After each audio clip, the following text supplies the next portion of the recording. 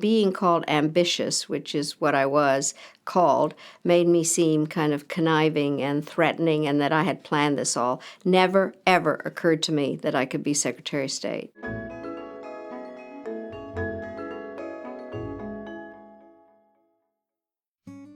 I was born in 1937 in Czechoslovakia, and my father was a Czechoslovak diplomat. The little girl in the national costume that gives flowers at the airport, that's what I used to do for a living.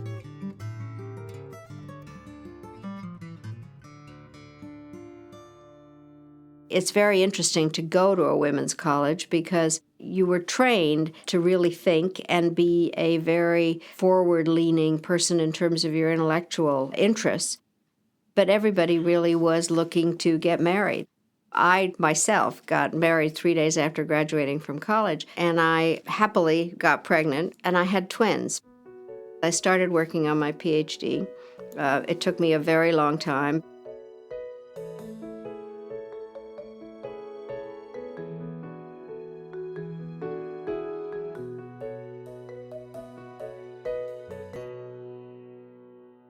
I would be in a meeting, and I would think, well, I'd like to say that, and then I thought, well, that's really stupid. I can't say that. And then some man would say it, and everybody would think it was completely brilliant, and I'd be so mad at myself for not saying it.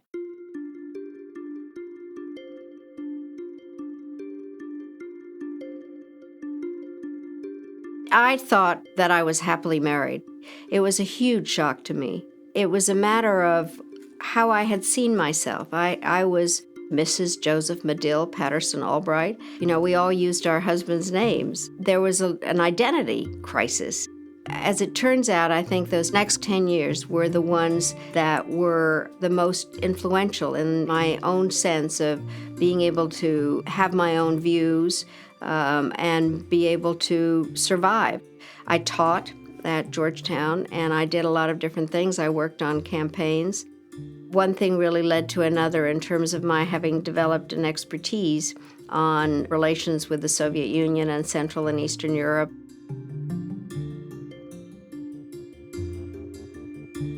I think I probably exude a lot more confidence than I have, but I clearly got more comfortable.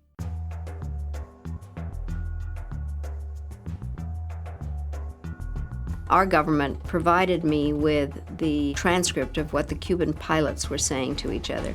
It was pretty lurid in terms of them chasing these unarmed planes and saying, we have cojones, they don't have cojones, and, you know, really bloodthirsty. And then they hit them and they say, we got them.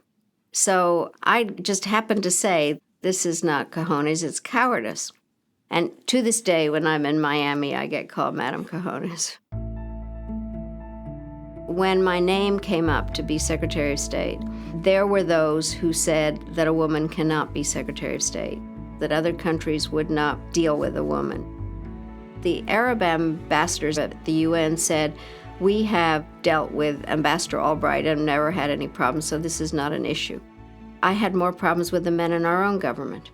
And not because they were all male chauvinist pigs, but because in fact, they had seen me go through this endlessly long rise of being a carpool mother or a friend of their wife's or on school boards or the perfect staffer.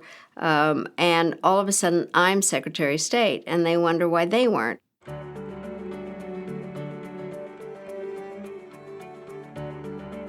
To Secretary Chrisopher, I want to express my gratitude. I can only hope that my heels can fill your shoes. Women are very lucky in many ways because our life does come in segments. Some of it broken up by the time to have children or have a career. And so I think that women can do everything. They just can't do it all at the same time.